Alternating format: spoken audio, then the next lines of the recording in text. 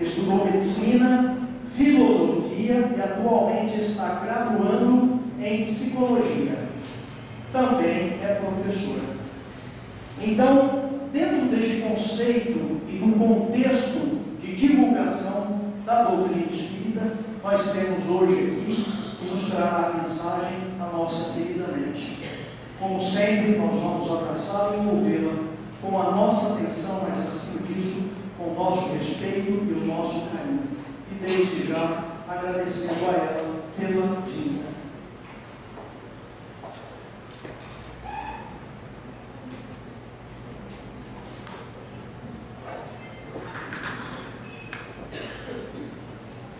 Ele falou finalmente professora, não, primeiro professor. A nossa primeira vocação é professor. Então é o que nós fazemos atualmente. E vamos falar então um pouquinho hoje sobre reencarnação. Porém, normalmente, quando se fala sobre reencarnação, se fala a respeito do que é reencarnação, como se faz a reencarnação, como a gente reconhece a reencarnação, ou a influência da reencarnação nos nossos relacionamentos, por exemplo, passados e presentes, as ligações familiares, coisas parecidas. Nós gostaríamos de falar sobre reencarnação, mas fazer uma abordagem um pouquinho diferente. Para que serve, na nossa vida diária, saber sobre a reencarnação? E não que a reencarnação existe, e sim saber sobre a mecânica da reencarnação. Porque muitas pessoas acham interessante. Não, é importante saber que a reencarnação existe, mas não é tão importante assim saber como é que ela funciona, como é que se dá a reencarnação. Em que isso afetaria a minha vida pessoal, por exemplo? Acreditar na reencarnação afeta sim, saber se meus filhos têm ligação no passado, se as pessoas que eu encontro têm, mas a mecânica da reencarnação afeta a nossa vida diária? Então é isso que nós gostaríamos de falar hoje. E como a gente é professor, tem um vício de quadro negro, uma coisa. E eu gosto desse quadro assim de giz, é mais gostoso demais. Esses nomes não me agradam tanto. Então vamos falar um pouquinho sobre a reencarnação. E por que a gente resolveu fazer essa abordagem? Nós estávamos tendo uma aula sobre psiquiatria. Uma das primeiras aulas de psiquiatria, ele estava abordando, fazendo uma divisão, a grosso modo, do que seriam os transtornos mentais. Então, a nível de internação em hospitais, ou não.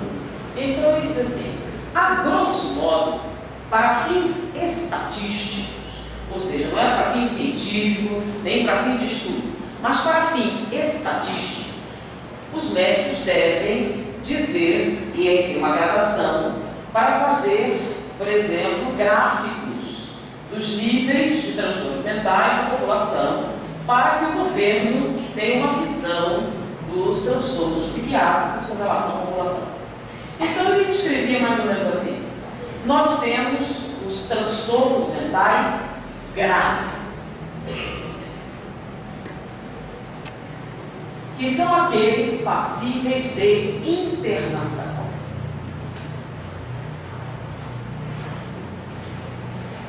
Onde a internação é indispensável. Então, esse seria nível 1.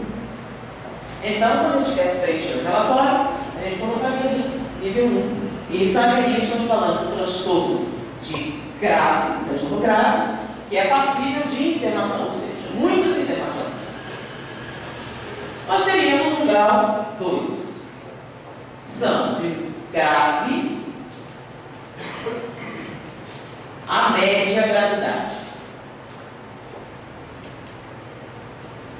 Nesse caso, a internação acontece, mas é eventual. Internação eventual. E medicação necessária. Então, nos casos 1, a internação é indispensável. Nos casos 2, a internação é eventual, mas a medicação é necessária. Grau 3, de média gravidade. Nesses casos, A internação não é necessária. Você tem um tratamento a nível de ambulatório. Mas você tem a medicação profilática eventual. E você tem o nível 4, que é de baixa gravidade. Nesse caso, não há internação e não há medicação. Você tem o tratamento psicoterápico. Isso não é um estudo científico, não é uma divisão científica, nem uma divisão didática. É uma divisão institucional. Então, quando a gente preenche as guias, a gente divide assim. Então, ele fez essa primeira divisão. Então, ele está explicando como é que se preenchia o relatório. Então, os alunos vão apresentar aquele relatório que você vai preencher no hospital, no ambulatório psiquiátrico, qualquer, que tenha alguma ligação governamental. Bom, depois ele foi explicar. Bom, do que trata essa divisão? Aí, ele fez a seguinte colocação. Os casos de gravidade que requerem internação normalmente surgem de 0 a 3 anos de idade. Desculpa.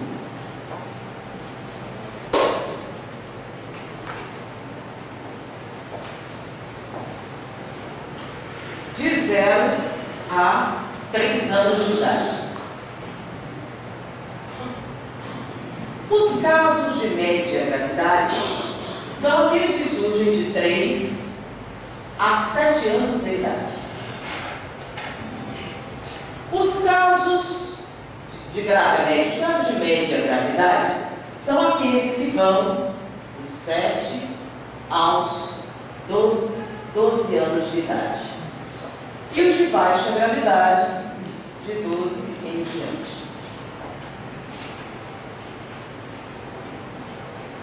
E aí, vou fazer uma especificação maior. O que acontece de 0 a 3 anos de idade? Na verdade, eu cometi um erro, gente. Eu vi o erro e fiz mesmo assim. De 0 a 6 meses, de 6 meses a 3 anos, de 3 anos a 7 anos. E aqui de 7 em diante. Essa que eu fiz aqui é uma outra. Vamos lá. De 0 a 6 meses é quando nós desenvolvemos o eu. E vocês prestem atenção? Quando a criança descobre o pezinho. Já viram a criança brincando com o pezinho? O bebê? Ou descobre a mão, ela fica olhando a mão, como se a mão fosse uma coisa estranha, diferente. Então já viram as crianças brincando com isso? Então nessa fase de 0 a 6 meses, a criança desenvolve o eu. Ela sabe o que é ela e o que é outra coisa. Quando você tem qualquer problema na formação do eu, se nessa fase do desenvolvimento você sofre algum tipo de trauma, se nessa fase do desenvolvimento você tem alguma paralisação, você vai gerar transtornos muito graves. Como, por exemplo, epifrenia, oligofrenia, esquizofrenia graves. São aqueles que a internação é quase inevitável. De 6 meses a 3 anos é quando você tem a formação, reconhecimento do outro. A criança descobre que ela é um indivíduo. A mãe é outro indivíduo. Aí ela descobre o pai e outras pessoas. Então ela reconhece essas pessoas como sendo diferentes e separadas dela. Então ela já reconhece a mãe, ela reconhece o pai, mas reconhece como um outro indivíduo. Ele até olha para outras crianças. Se vocês prestarem atenção, de 6 meses a 3 anos, ela começa a estabelecer as primeiras relações com o outro. De 0 a 6 meses, ela é o quê? Só a relação individual. De 6 meses a 3 anos, ela começa a estabelecer o reconhecimento do outro. De 3 6 anos a 7 anos, ela já tem o eu, já tem o outro, e começa a fazer as primeiras interações sociais. Ela estabelece as gradações afetivas. Então, a mãe, ela é o indivíduo de quem ela gosta mais. Aí vem os outros membros da família. Então, ela começa a dar uma certa hierarquia a esses outros que ela reconheceu. Ela estabelece a sua rede social. Tá? Então, ela começa a dar diferentes interpretações emocionais para aqueles outros que existem em sua vida.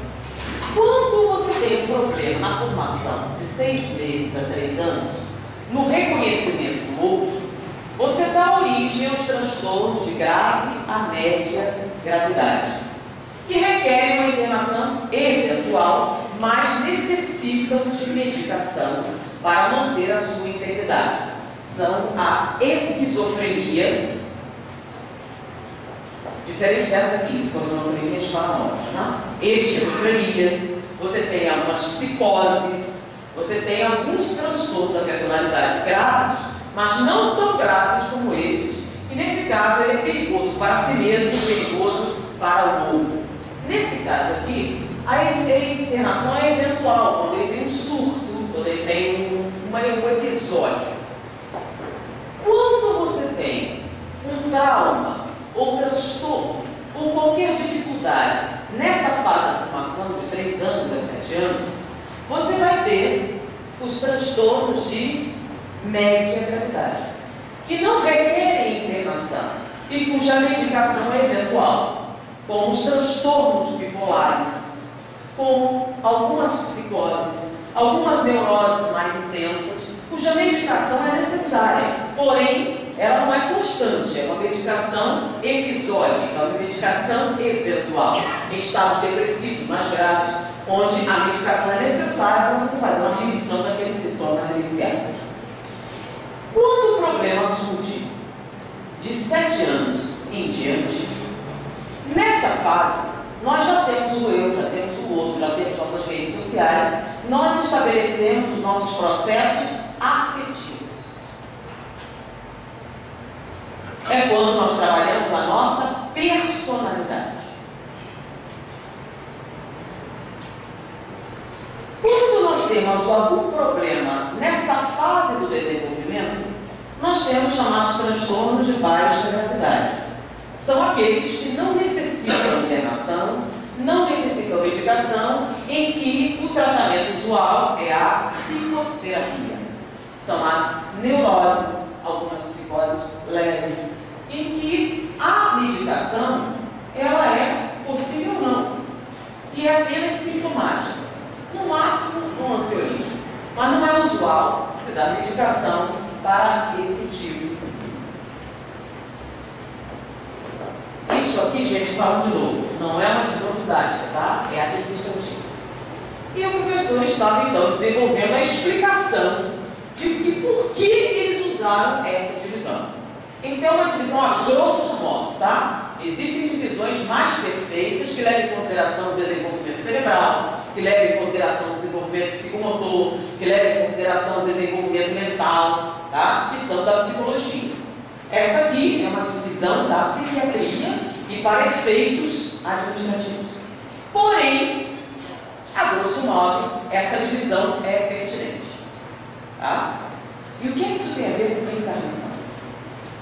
A primeira vez que nós ouvimos essa divisão, ela nos calou muito fundo.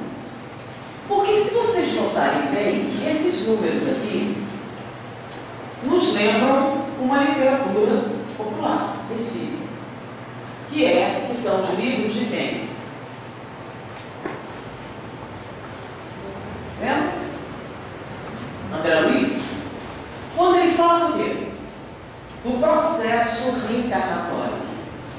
Então, quando ele começa a discorrer sobre o processo reencarnatório, nós vemos o primeiro número. Que número nós vemos aqui? Marcante quando ele fala sobre reencarnação. A idade de 7 anos. Então ele fala da idade de 7 anos e fala da idade de 3 anos. Olha só. Lembra do processo reencarnatório? Então, André Luiz diz que a reencarnação física se completa aos 7 anos de idade. Porém, a reencarnação como um todo só se completa na puberdade. Então, nos 7 anos, você tem a ligação do espírito molécula a molécula. Nós estamos totalmente ligados ao corpo, e aqui é o término da reencarnação física. E a puberdade, que vai daqui em diante, é quando se completa a reencarnação, em termos gerais, física e mental. É quando nós assumimos a nossa sexualidade. Então a reencarnação se completou totalmente. Por isso, algumas vezes, nós temos uma grande diferença de personalidade quando a mulher é criança até a puberdade. E essa divisão nos chamou a atenção porque ele faz um comentário a respeito dos 3 anos de idade, quando muitos processos reencarnatórios têm fim. Como o desejo ou não de reencarnar pode afetar gravemente a criança nessa fase. Então, olha o que ele fala: 0, 3 anos, 7 anos. Não tem uma certa coincidência aqui? Aí, analisando o processo reencarnatório, vamos ver essa coincidência. Quando é que começa a reencarnação? No Livro dos Espíritos. No processo, no momento da fecundação, lembra? No momento da fecundação, nós temos uma célula-ovo, tá? Com 46 cromossomos. Uma única célula.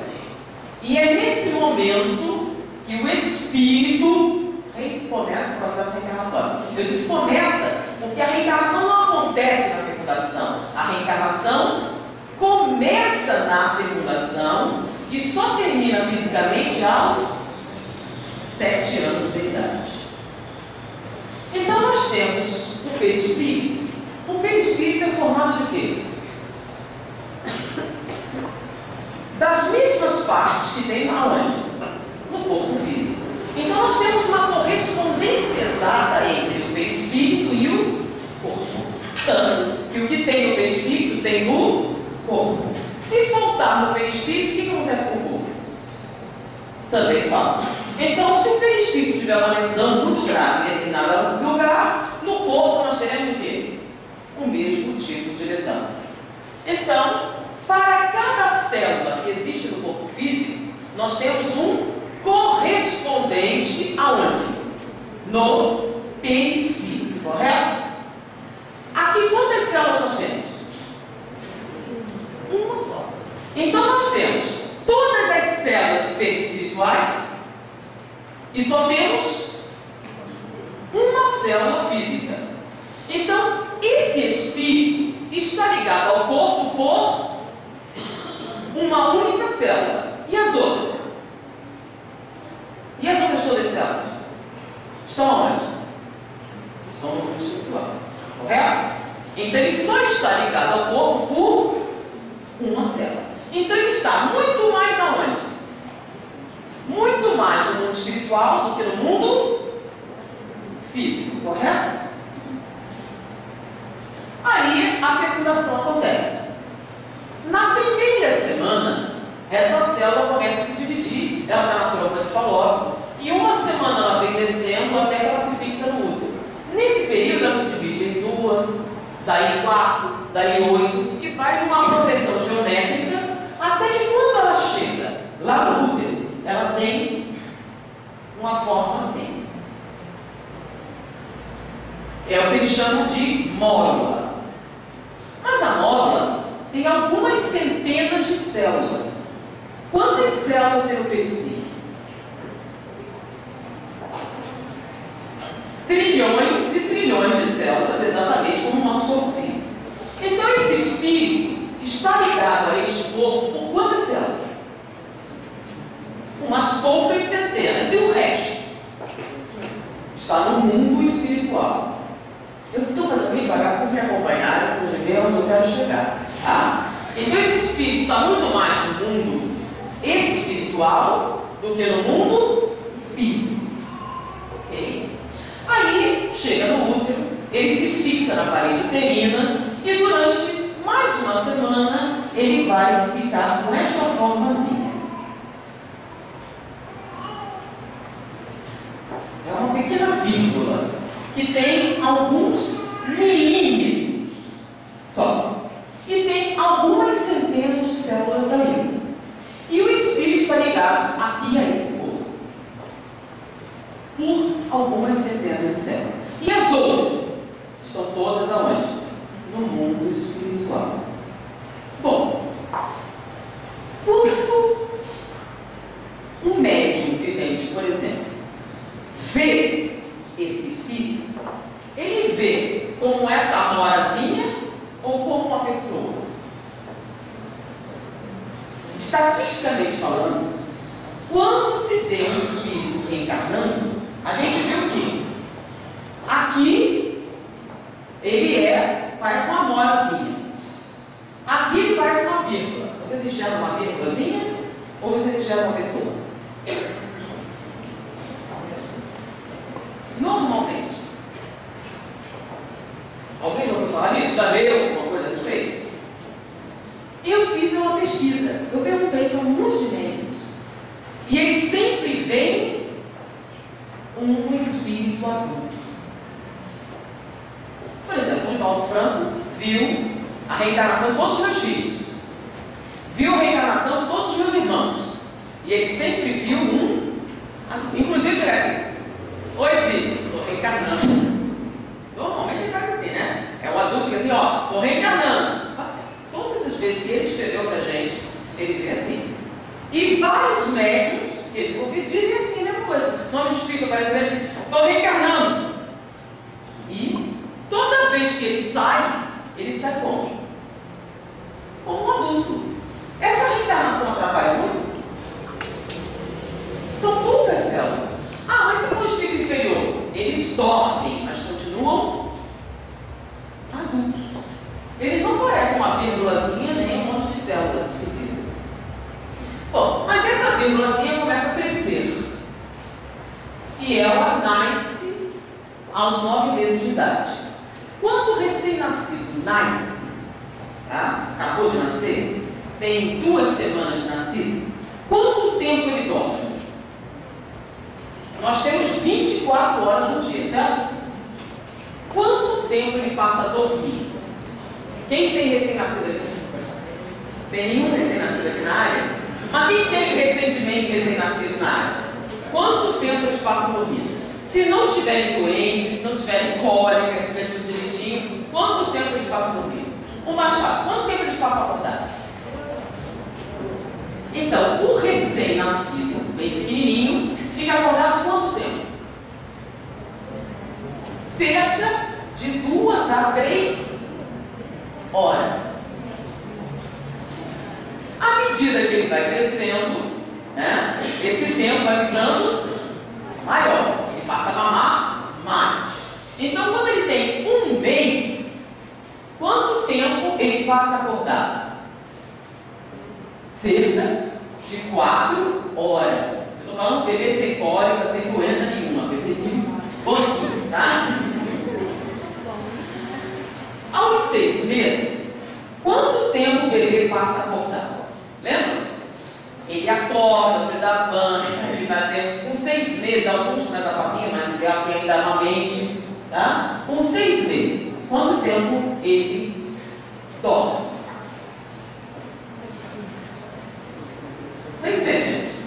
Quem lembra? Vamos recordar. Com 6 meses, mais ou menos, quanto tempo ele dorme? 14 horas eles passam dormindo. 14 a 16 horas eles passam dormindo. Quando eles vêm de 6 meses a 3 anos, esse tempo começa o quê? Quando ele está com 3 anos, ele deve dormir, de maneira saudável, a recomendação, dormir quanto tempo? 3 anos. 12 horas.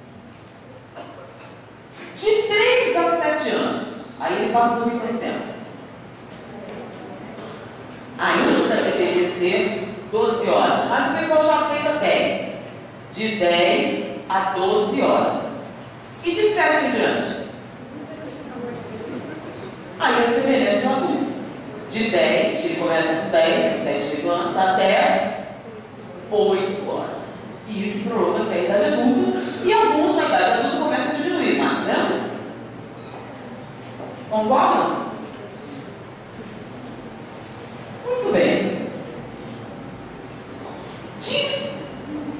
Nesse período, a maior parte da vida do espírito é onde? No mundo físico ou no mundo espiritual? No mundo espiritual. Tem alguma exigência física aqui? Ele tem que realizar algum procedimento fisiológico? Ele dirige alguma coisa aqui? Não. É quase um processo o quê? Automático. Divisão celular constante. Não tem nenhum tipo de dificuldade nesse processo. No processo da formação do cérebro, também não. É a multiplicação celular, de acordo com o material genético, e tem grande mudança.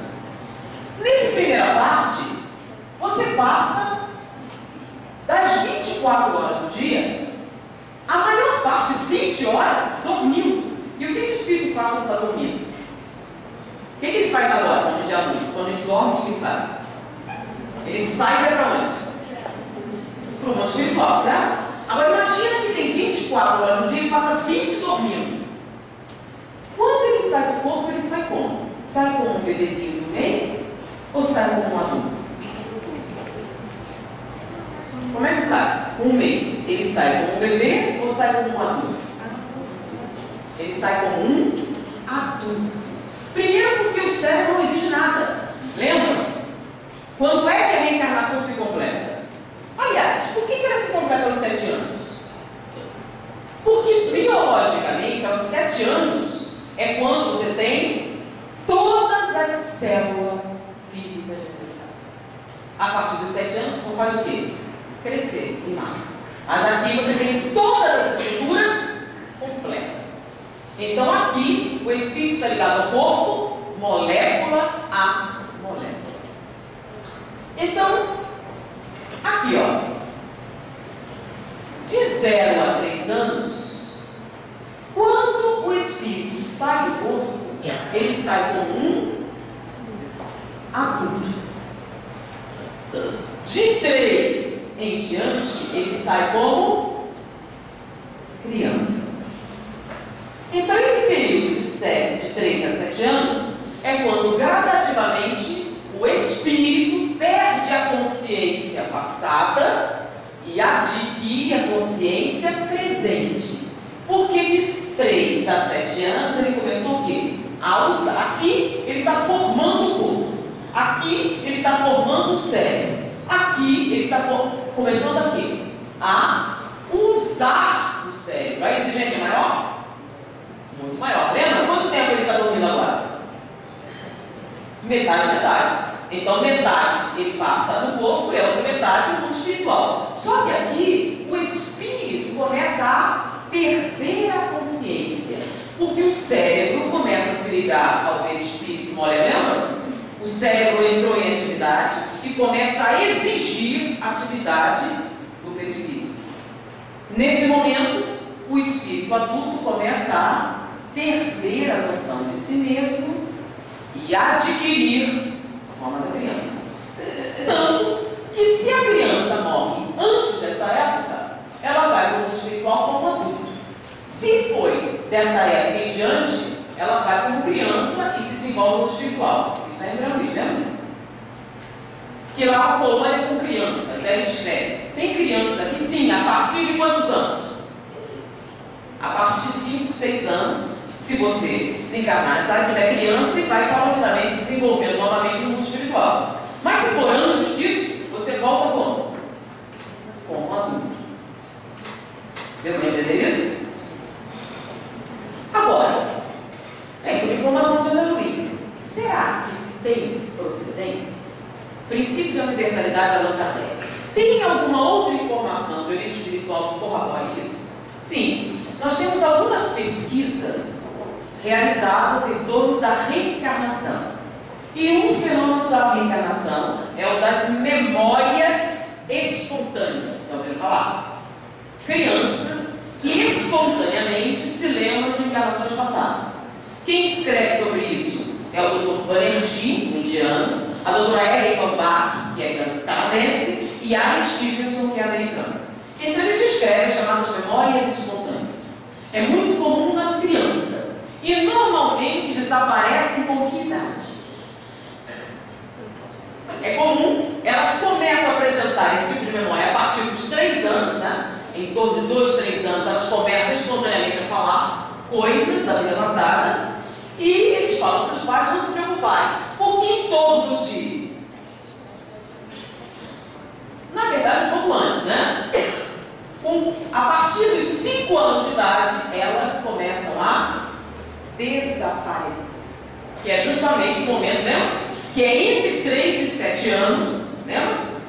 Com 7 se completou, com 3 começou a exigência. Entre 3 e 7 anos, que idade nós temos? Justamente o quê? Sim. Que é a idade que os profissionais descrevem como o momento em que as memórias espontâneas começam a desaparecer. Que é justamente quando os espíritos perdem a consciência. E quando eles começam a ter o cérebro ligado a este novo corpo, e quando eles saem do corpo, o que eles são? Crianças. Aquelas memórias que essas crianças apresentam são o quê? Quando o espírito sai do corpo, ele é um adulto, certo? Então ele se lembra perfeitamente da sua vida anterior. Então, fica muito tempo lúcido e quando ele vem, ele traz algumas lembranças. Porém, à medida que ele perde a consciência, essas memórias espontâneas tendem a desaparecer.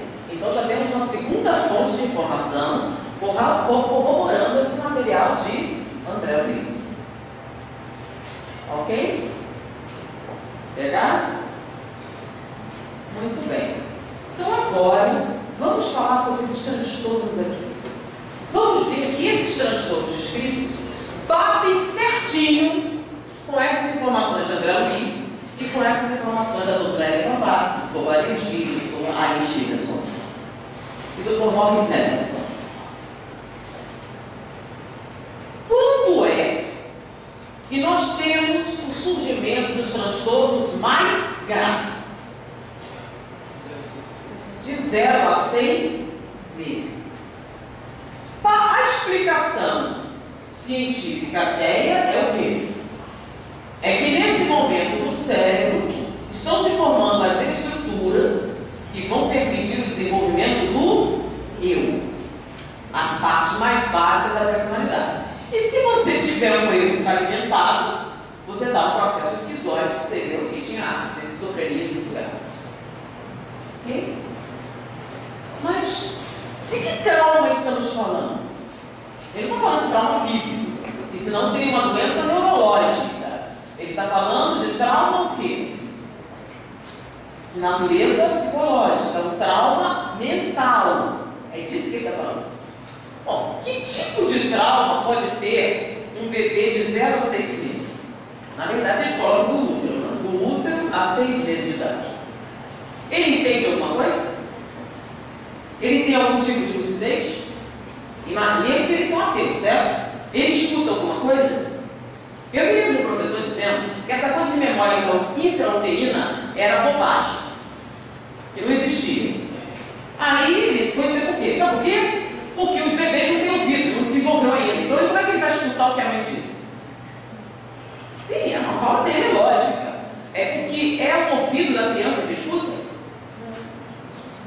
Não é o ouvido da criança que escuta. Então é o seguinte, para você admitir a memória intrauterina, você tem que admitir que existe o quê? Então todo psicólogo que fala de memória intrauterina, ele é espiritualista, mesmo que ele diga que é ateu, tem que ser espiritualista. Porque se for ateu, não aceita a memória intrauterina. Tá? Por quê? Porque o feto não tem ouvido. Bom, então ele não escuta coisa nenhuma. Então se escutou, foi o espírito. Mas você tem um bebê de 6 meses, num ambiente bem barracizado. Como a gente acha que bebê não escuta nada, a gente pode falar o que quiser, não é? Eu não queria que você tivesse nascido. Você é um transtorno na minha vida. Você é um entrave na minha existência. frutífere. Só que, quando você fala isso, você acha que está falando para um bebê. Você acha que o bebê não entende nada. Para as crianças maiores, você não fala assim, né? Porque você acha que com 3 anos, 4 anos, ele vai entender.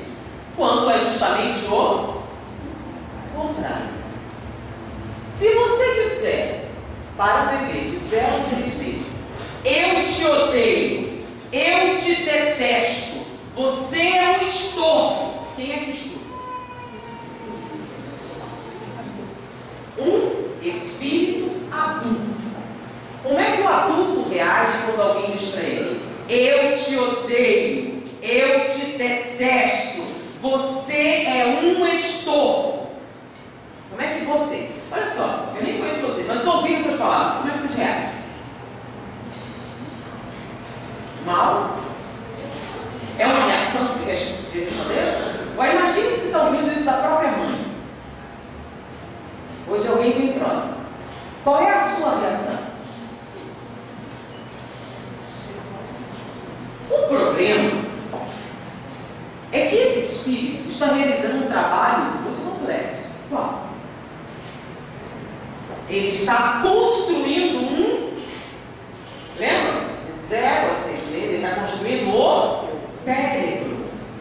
Lembra? Ele está presidindo a formação do cérebro. O cérebro está em formação, os neurônios estão se multiplicando. Eles se multiplicam até quantos anos?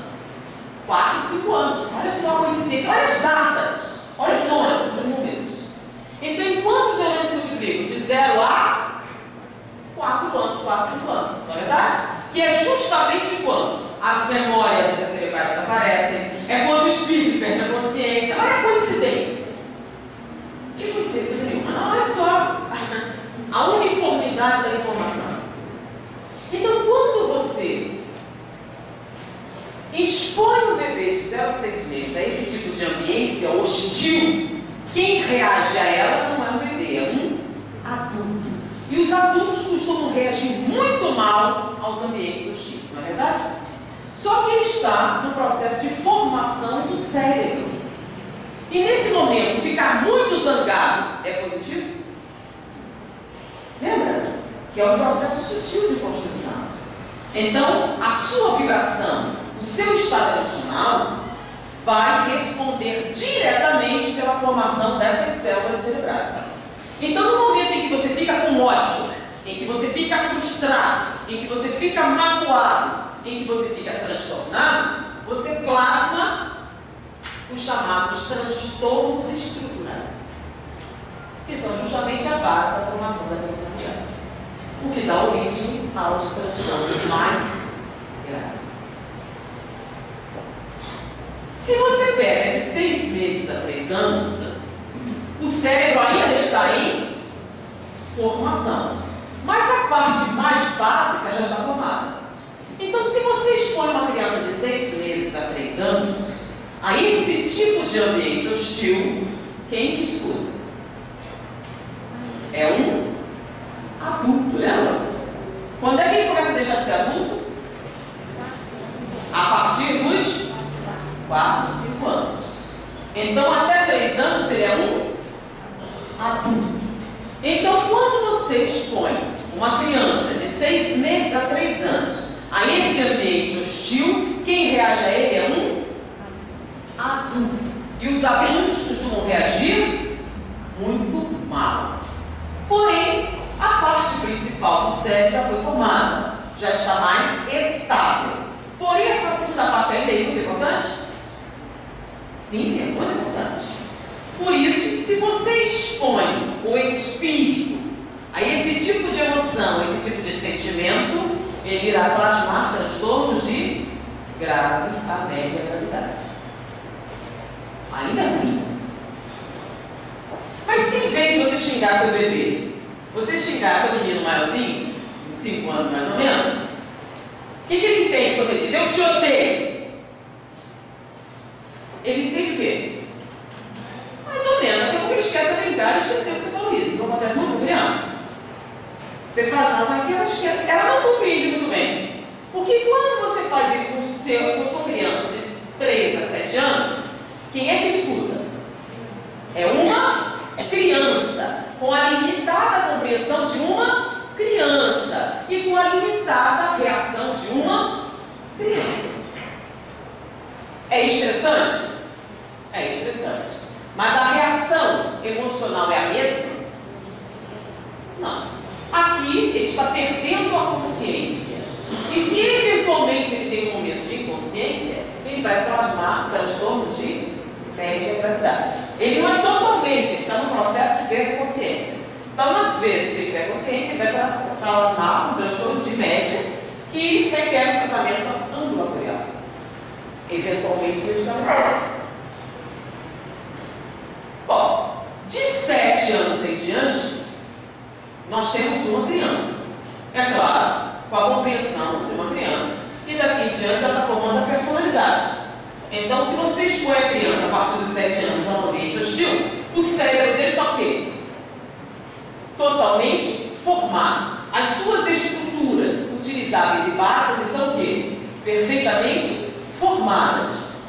Um prejuízo não vai acontecer no cérebro e nem nas estruturas básicas da formação da mente. Vai acontecer aonde? Na personalidade. A personalidade é o uso que o espírito dá ao cérebro que ele construiu. Então, nesse caso, o transtorno será de baixa gravidade. Quando a gente fala baixa gravidade, é para a psiquiatria, tá? Baixa gravidade, e o tratamento é o quê? Psicoterapia. O que a medicação e a internação vão agir, principalmente o quê? A medicação age em transtornos de natureza estrutural. Já a psicoterapia age em transtornos de natureza pessoal, psicológica. Ok? Ou seja, é importante para os espíritas conhecer o processo reencarnatório. Então você está dizendo que o que os pais fazem cria os transtornos mentais? Não. O transtorno mental está onde?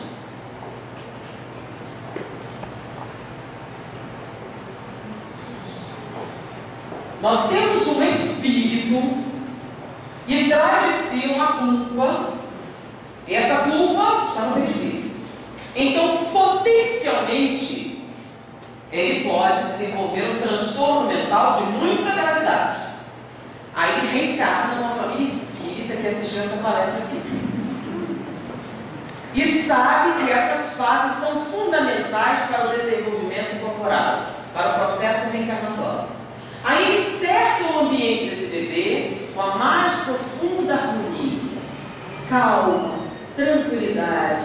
O máximo possível ele evita expor esse espírito a qualquer tipo de pressão. O que acontece? Você vai atenuar muito esse processo e, em vez de um processo muito grave, você passa a ter um processo médio, por exemplo. Ou se você conseguir levar o máximo possível até um transtorno de baixa gravidade. Por quê? Porque o transtorno mental dele só vai aparecer quando a reencarnação estiver completa. Agora nós temos um espírito com potencial para um transtorno bem leve. E você expõe ele a um ambiente altamente hostil. Então você colabora para que esse transtorno seja bem maior. Porque a gente sabe que sofrimento dessa natureza não é de um sozinho, né? A família toda está o quê? Envolvida. E o transtorno mental não afeta só o paciente, afeta quem? Toda a família. Então todos estão envolvidos no processo. Tá? Então a maneira com que você lida com o processo reencarnatório é fundamental para que o espírito desenvolva sua saúde mental. Porque veja bem, essa primeira fase aqui é terrível para o espírito. Imagina que você está cego, surdo, mudo e tetraplégico e alguém tem que trocar suas fraldas. Imagina você adulto sentindo isso. É agradável? É exatamente o que ele está sentindo. A gente acha que ele é uma gracinha, mas para o espírito é um horror. Ele está cego, surdo, mudo e tetraplégico, alguém tem que trocar as fraldas. E o pior, ele está lúcido. Então, tudo que você disser de maneira ofensiva, ele vai ser muito sensível a isso. Inclusive, te falo quando em algumas palestras, né? um caso de uma mãe que veio conversar com ele falando que com certeza a sua filha tinha um problema kármico com ela. Porque desde que ela nasceu, a criança tinha horror à mãe. Ela não permitia que a mãe pegasse no colo, não quis ser amamentada daquela mãe, e ela reagia violentamente toda vez que a mãe queria pegá-la no colo. Desde que ela nasceu, o bebê, quando ela pegava, gritava horrivelmente. Se você acalmava, se desse para a pessoa. E assim foi, a menina já estava com quase 3 anos de idade, e não permitia que a mãe abraçasse. Então ela foi falar com o Divaldo para perguntar se era um processo reencarnatório. E aí o Divaldo foi para a pessoa falando adiante, ele disse sim, é um processo reencarnatório, mas não do passado, dessa reencarnação. Pergunte a ela o que foi que ela disse na hora em que o bebê nasceu. Aí ele falou, eu não lembro, não faço ideia. Tente recordar exatamente o que você disse na hora do nascimento do bebê. E aí está a causa do seu problema. E ela tentou recordar, o meu marido não se lembrava, e ela não lembrava. E um dia ela estava assim pensando muito, e ela lembrou. O neném, o parto tinha acabado, o neném saiu. O médico pegou e perguntou: é uma garotona. E ela disse: que pena. Nesta hora, o espírito estava lúcido e escutou e reagiu. Você não me quer? Eu também não quero você. E quanto mais a criança reagia contra a mãe, mais intenso ficava isso, mais o espírito, porque a pessoa fica irritada. Se a criança tem esse comportamento, é natural que você se irrite, não é não? Uma criança que te agride constantemente, você fica impaciente. É natural, a gente fica impaciente com uma criança bonitinha, imagina a criança que te irrita. E esse aviso ficando maior. Aí ela perguntou: mas eu amo minha filha, o que eu devo fazer? Aí ele perguntou: ainda dá tempo. Quando ela dormir, lembra? A menina tinha 3. Quando ela estiver dormindo, você vá na beira da cama e converse. Diga que você ama, diga o que você sente, entendeu? Explique o que aconteceu e fale tudo o que você gostaria de falar para a sua vida. Ele falou: ainda dá tempo. Por que ainda dá tempo? Porque o espírito ainda não perdeu a consciência. Que explicar a situação para uma menina de 7 anos não adianta. Mas como ela ainda tinha 3, ela tinha 1 ano mais ou menos ainda de chances de convencer este adulto, esse espírito, de que as coisas não eram bem assim como ele imaginava. Então ela começou todos os dias, a criança dormia, ela começava a conversar com ela, conversava muito. 6 meses depois, a criança acordou e chamou: mamãe. A primeira vez que a criança falava mamãe, chamava o nome dela. Fulano: mamãe, tive um sonho. Sonhei que você me amava, é verdade? Sim. E ela abraçou a mãe a primeira vez. Mais um fato mediúnico que vem corroborar essa colocação. E em várias outras histórias, Divaldo escreve essa mesma situação, lembra? Fale quando estiver comigo. Mas eu vi, numa outra situação, ele dizer assim: eu estou falando quando estiver comigo. Não adianta mais. A criança já tinha 6 anos. Aí ele recomendou que ela fizesse terapia. Por quê? Porque essa conversa do sono só vai funcionar o quê? Até mais ou menos 4 a 5 anos. Uns mais, uns menos, sabe? Vai um pouquinho, mas mais ou menos isso.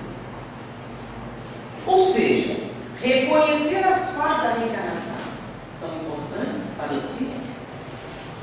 São ferramentas imprescindíveis para o desenvolvimento emocional.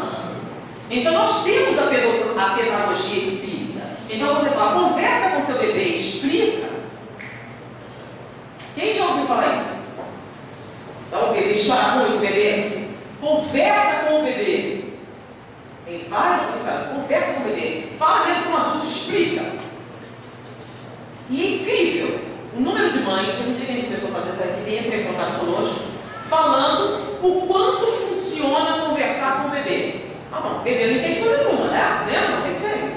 Então, como é que você vai conversar com o bebê? Explicar que está com dificuldade financeira, explicar que o bebê entende como? Não entende não, mas o bebê não, quem é que entende? Como? Que está perfeitamente lúcido. Então, se você conseguir a colaboração dele no processo, o resultado é espetacular. Quem aqui já experimentou isso? Falar com o bebê? Alguém? Já fez essa experiência? Levanta o braço. Funciona? Olha, eu aqui 3 testemunhos, vocês podem conversar. Funcionou conversar com o bebê? E nas matérias, várias pessoas. Não, você falou, eu fui conversar, realmente ele ficou mais calmo, realmente ficou mais fácil de lidar. Crianças têm muita cólica, crianças muito estressadas, crianças têm muitos problemas de saúde. Então, conversando com o bebê, tá? Acalmando o espírito, né? Não esqueçam que é muito estressante para o espírito o processo reencarnatório.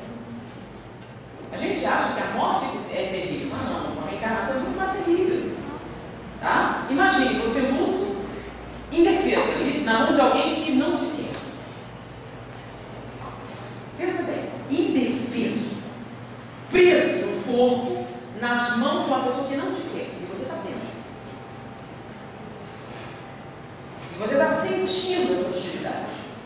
E não pode dizer nada, não pode fazer nada. Você está totalmente manietado, amarrado. É um grande sofrimento. E a reação do espírito é de ódio. Só que esse ódio, você sabe que o ódio é uma vibração altamente desestruturante para o perispírito.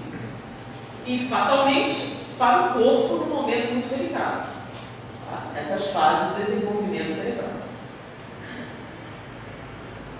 Eu vou deixar aqui mais algumas perguntinhas, 5 minutinhos, pode ser?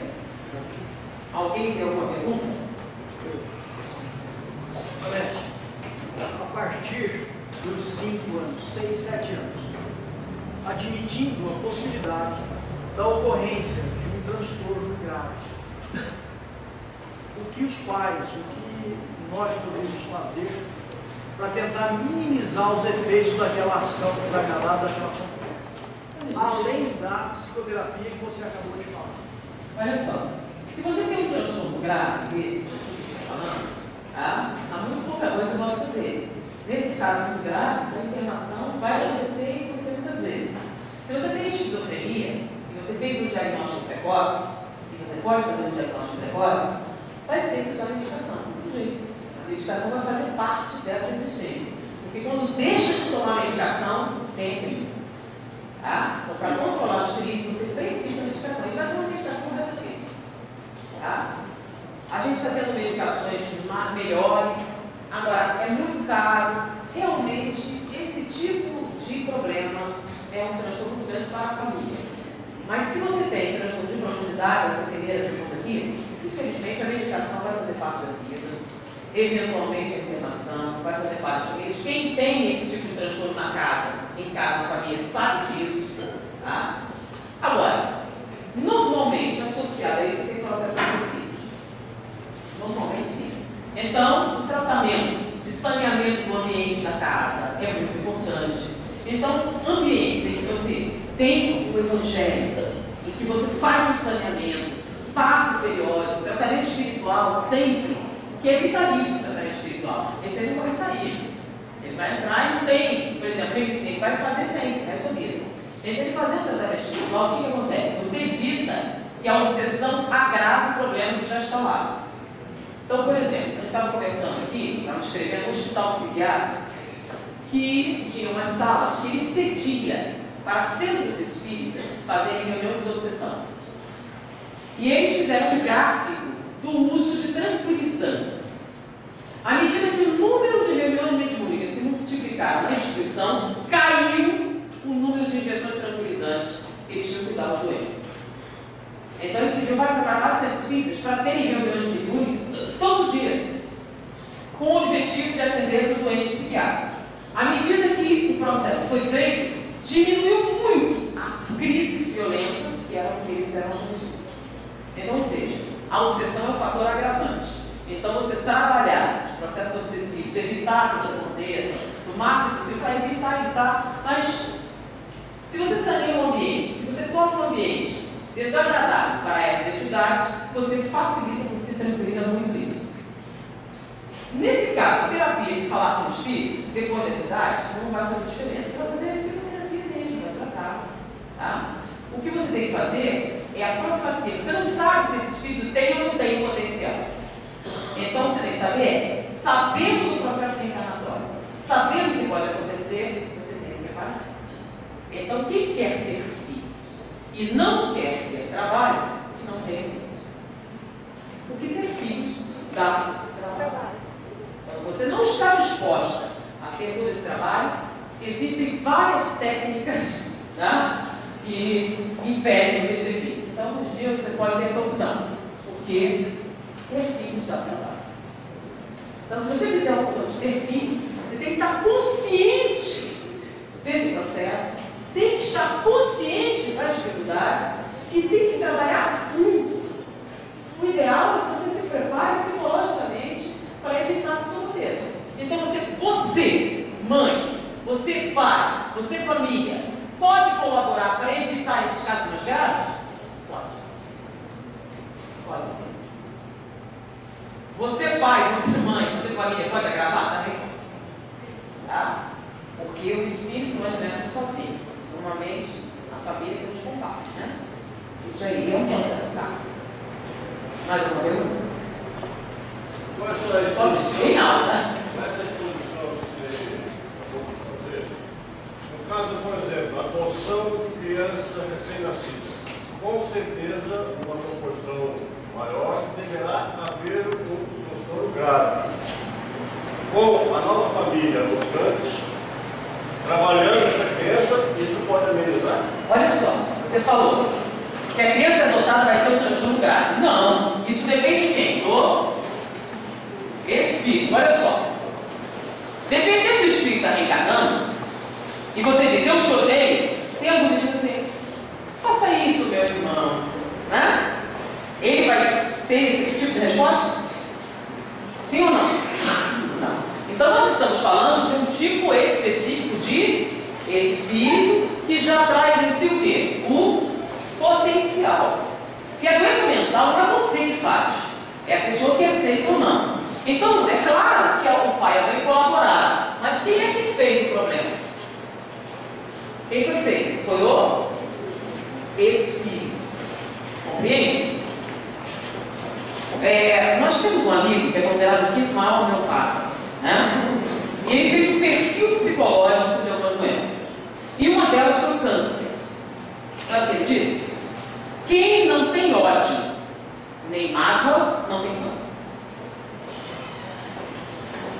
Porque o ódio e a mágoa são altamente cancerígenos. Então, se você não guardar nenhuma mágoa no coração, nem ódio, não terá câncer. Então, o que eu falei aqui da resposta desse espírito? Nós estamos falando de quê? Qual foi a resposta que ele deu à rejeição? O ódio é extremamente o quê? Desagregante. Então, eu estou falando da responsabilidade dos pais, mas eles são o quê? Só colaboradores. Quem é o agente? É o espírito, entendeu? Então não é o pai, a mãe, a sociedade, os culpados do seu transtorno. Quem é o responsável? Quem é o responsável? O próprio espírito. Porque Freud bota muita culpa na mãe, né? Quando você tem problema, a culpa é da mãe. Os espíritas não concordam muito com isso. Por quê? Porque, segundo o espiritismo, cada um tem a mãe que merece, certo? Então, não é culpa da mãe. Então, nesse sentido, o que a gente está falando é sobre a responsabilidade dos espíritas na compreensão disso e de passar esse conhecimento para frente. E quando a gente faz atendimento, com gestantes principalmente, passar esse conhecimento da importância do ambiente, da importância, do cuidado com o que você diz, os jovens pais também, a importância do que ele desenvolve. Você está adotando uma criança, está vindo no ambiente hostil? Depende do quê? Do espírito. Porque se fosse Chico Xavier se treina de psicopata, não? Quer vida mais hostil do que ele teve? Uma vida miserável, de tortura. Então, tecnicamente, esse nível de tortura que ele sofreu na infância gera o quê? Psicopatas assassinos, não? Ele tinha tudo para ser um psicopata assassino. Ele ficou? Por que não? Porque em vez de reagir com ódio, né, ele não fez isso. Então é claro que sempre tem a opção do espírito, tá? Então o ambiente é hostil, mas o espírito escolhe odiar ou não. Entendeu o que nós falamos? É porque a gente tem uma tendência maniqueísta, né? Fechar tudo em quadradinho. Não é assim não, tudo meio, não é preto e branco, meio cinza. Então tem tons mais cinza, mais chumbo, e tem os mais clarinhos. Então, os pais, eles são co-participantes do processo, mas eles não são os agentes do processo. Entendeu? Então, nós podemos atenuar ou agravar o problema que está onde? No espírito. Então, se você está adotando uma criança que você não sabe de onde vem, você vai ter o quê? O duplo de cuidado para falar com esse espírito. Tá? Então, você pode doutrinar esse espírito? Claro. Pode doutrinar esse espírito. Quer ver? Tem mais uma informação que confirma esse processo reencarnatório. Quantas vezes nas reuniões ordinárias você recebe o espírito reencarnante para convencer ele a reencarnar, que está desistindo? O que acontece se no processo reencarnatório o espírito desiste? Aborto espontâneo. Nós temos vários livros espíritos que tratam do quê? Da doutrinação de espíritos reencarnantes. Porque se ele desistir no meio, o que acontece? Bom, mas se a criança nascer, se ele desistir aqui entre 0 e 6 meses, o que acontece? A criança define aí, morre. Nós temos vários relatos, a criança define e morre. Mais de 6 meses a 3 anos, já não acontece isso. Porque o processo já está muito adiantado. Então, se o espírito desiste, ela não morre mais. Por quê? Porque o espírito já está preso. Mas o que acontece? O que é muito comum acontecer? Autismo. Que é o quê? Ele não morre mais, mas ele se nega a quê? A estabelecer um processo. E quando é que o autismo aparece? Quando é que você reconhece? 2 a 3 anos. Um pouco antes disso, você tem o quê? A criança definha, até o nascimento ela tem aborto espontâneo, depois disso ela definha e morre, mas depois que o processo já está avançado, ela já não morre mais. Porém, ela não desenvolve o quê? O que nós temos aqui? Lembra? Aqui é o eu, aqui é o... O que o autista não faz? Não se relaciona com quem? Todo caso de autismo é isso? Não. Nós temos um caso relatado no livro de Floriano de Miranda, que é uma outra coisa, que a origem está no espírito que se nega ao processo reencarnatório. Ele tem medo do que vai acontecer com ele. Tá? Então ele foge. Ainda é o que nós estamos falando, é da reencarnação. Respondeu a nossa pergunta? E qual é a consequência desse espírito que não quer se reencarnar? Desiste da reencarnação? Se ele desiste da reencarnação bem cedo, é aborto. Se ele desiste nessa primeira parte, é a morte. Qual é a consequência que ele vai ter de ter desistido da reencarnação? Gente, a reencarnação é essencial, ele perdeu uma chance. Né? A próxima vai ser mais difícil, né? A gente perde o primeiro ônibus, o segundo nem sempre tem uma boa, né? Aí se a gente adiar muito, vai ter que pôr qualquer coisa, pendurado, de carona, aí você perde a escolha. Então, no primeiro, você escolhe o assento, você escolhe se vai na frente, se vai de leito ou não. Mas você deixa para comprar a passagem na última hora, o que acontece? Pode ser que você não viaje. Então, você chega na frente e fala, eu quero uma família, uma situação financeira agradável, eu quero nível educacional, eu quero plano de saúde, eu quero isso, eu quero aquilo. Se você está na frente da fila, você tem um montão de escolhas, não é? Mas hoje em dia nós temos um problema. Se fosse em 1920, era mole. Cada casal tinha o quê? 6, 7 filhos, certo? Agora, o povo que tem plano de saúde, escola, tem quanto? 1, e olha lá, 2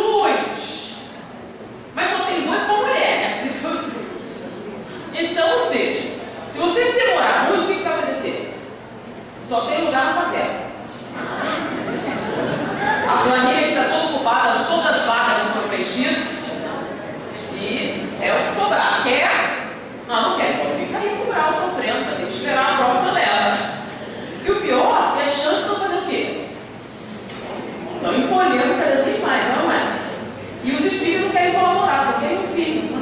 2. Quando o cara tem 3, nossa, 3! 4, que absurdo! Nós temos uma amiga que tem 10. Quando ela fala, o povo entra em choque, ninguém comenta nada. Como é que você faz uma coisa dessas? Em 1920 era um problema? Tem 10 filhos. Ou seja, as chances de reencarnação estão fazendo o quê? Então a gente acha que é fácil reencarnar. É fácil reencarnar na favela. Lá tem um monte, né? Quantidade enorme, criança enfeitada, nasce assim, interessar. Então, se você não está em uma condição especial, tudo bem, tem espaço. Agora, se você necessita algum tipo de acompanhamento especial, porque tem espíritos no nível evolutivo em que a influência do meio. Vamos para a posso pagar aqui?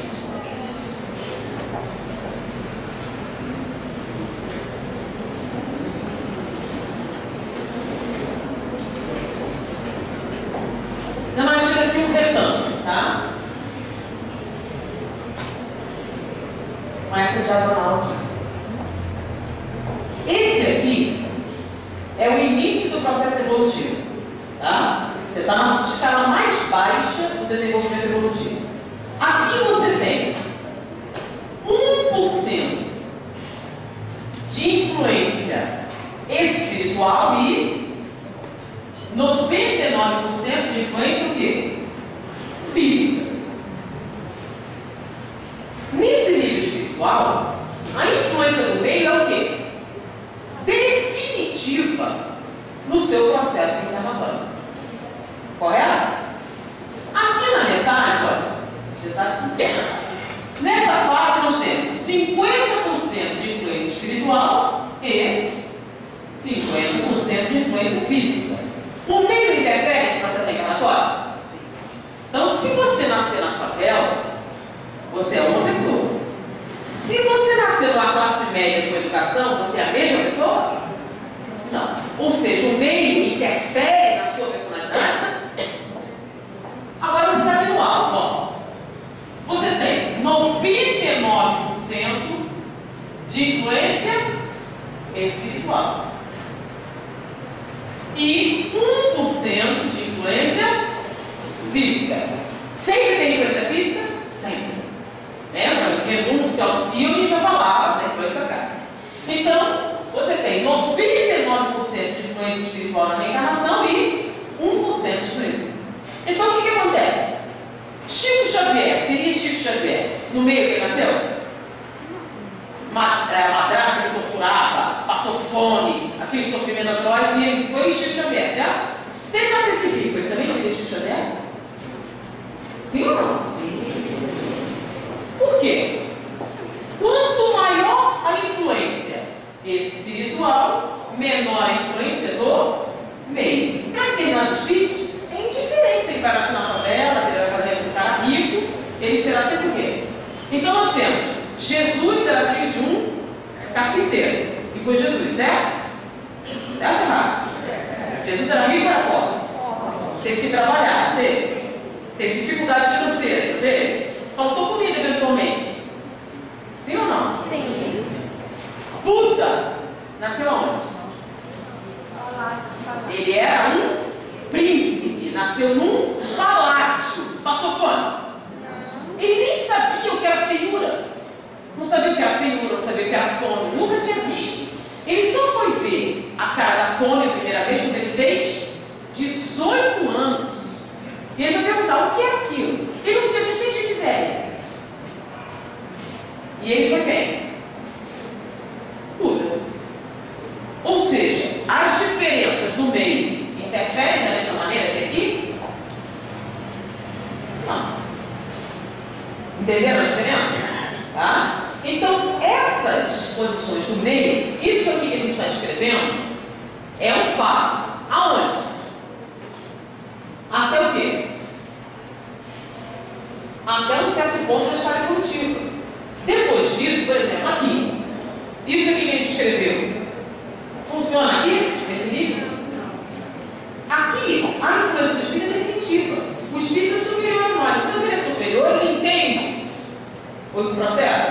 Ele vai reagir contra você? Não. Então ele vai ter esses problemas? Tá? Então ele tá, não é um fator único, é um fator múltiplo. Mais alguma pergunta?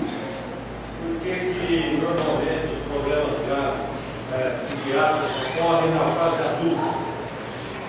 Ocorrem na fase adulta? Ele explode na fase adulta. A pessoa aparentemente é normal, de repente. Na verdade, não. Nós fomos alunos do professor Mário Pelon. O professor Mário Pelon, ele é o descobridor da chamada esquizofrenia infantil. Ele diz o seguinte: a esquizofrenia aparece na puberdade. Porque os sintomas clássicos, as primeiras crises, né? Por quê? Porque o hormônio é um fator disparador no processo. Porém, ele dizia que na infância já se poderia ver a esquizofrenia. Então ele tem uma série de passos que o terapeuta tem que fazer para dar um diagnóstico precoce da esquizofrenia. Então, se você fizer esse diagnóstico, e segundo ele, você pode fazer esse diagnóstico a partir de 5 anos de idade, com 5 anos, analisando as brincadeiras da criança, você já nota o processo esquizóide. Então, se você fizer o diagnóstico precoce e começar a medicar precocemente, você pode evitar, totalmente não, mas 80% da degeneração que vai acontecer ele na puberdade. E na puberdade, lembra que o espírito vem e assume? Lembra que nós falamos? A reencarnação se completa aos 7 anos, certo? Mas quando é que a reencarnação está feita? Na puberdade, não é? Quando o espírito assume todo o controle. Lembra esse espírito raivoso que nós temos aqui? Lembra esse cérebro? Quando ele toma posse, ele vem com o quê? Vem com tudo. E aí o processo degenerativo dispara. Aí você vai ter as primeiras crises esquizoides. Porém, segundo Mário Pelon, na infância você já vê as marcas. Porque ele diz o seguinte: o que é esquizofrenia? Você tem a ruptura da estrutura do pensamento. Porque o pensamento do ser humano ele tem começo, meio e fim. O que você chama de esquizoide? É quando não faz sentido, não é? Então você tem a ruptura da estrutura do pensamento. Só que a criança é uma reprodução do que será o adulto. Se você não está bem, ela para de brincar. Mas a brincadeira sempre tem o quê? Começo, meio e fim. Quando ela acaba, ela vai brincar de outra coisa. Mas toda ela tem o quê? Começo, meio e fim. Então, quando você analisa a brincadeira da criança, e ela é caótica, ela tem a mesma quebra de estrutura do esquizoide adulto, você já tem as matrizes do futuro processo esquizoide. Então, se você fizer esse diagnóstico precoce e medicar precocemente, você pode evitar as primeiras crises que dariam um molho de pontapé inicial para certo. Você até pode deixar essa pessoa mais ou menos funcional. Veja, curar não vai, porque é um transtorno de profundidade. Mas você pode fazer o quê? Atenuar bastante o processo. O que você nota? Em aqueles pacientes que o diagnóstico não é feito, demora muito, e ele tem muitas crises, o que acontece? Quando começa a medicação, não tem o mesmo resultado que se tivesse começado precocemente. Tá? Mais alguma pergunta? Serial killer, por exemplo, pessoas assassinas, bárbaras. Não, isso é outra coisa. Serial killer é outra coisa. Tá? Não. Isso aqui são o que a gente está falando internação. O serial killer é uma pessoa muito inteligente, tem um QI muito alto. O problema dele é outro. Ele não tem noções, ele não assimila noções de moral e de ética. Mas ele pode ser médico, pode ser dentista, ele não tem nenhum problema. E você, inclusive, não vai saber que ele é psicopata. Tá? Normalmente, isso até quando ele faz os crimes. Tá? Antes, não. Alguém levantou antes, mas... Tudo do aborto é a resistência? Ou tem outros fatores que incluem o aborto? Um aborto aqui? Todos os abortos é uma resistência? Não. Estou dizendo assim, tem problemas que são da mãe, do pai, do ninguém está falando assim. Quando o espírito existe, você tem um aborto espontâneo. Mas o aborto pode ser causado por múltiplos fatores. Pode ser fatores alcoolismo, pode ser fatores físicos, pode ser fatores ambientais, tem um monte de fatores. Eu estou dizendo que no aborto espontâneo, esse pode ser o quê? Um deles. Mas não é a causa de todos os abortos, tá? Outra pergunta? Bom, gente, nós podemos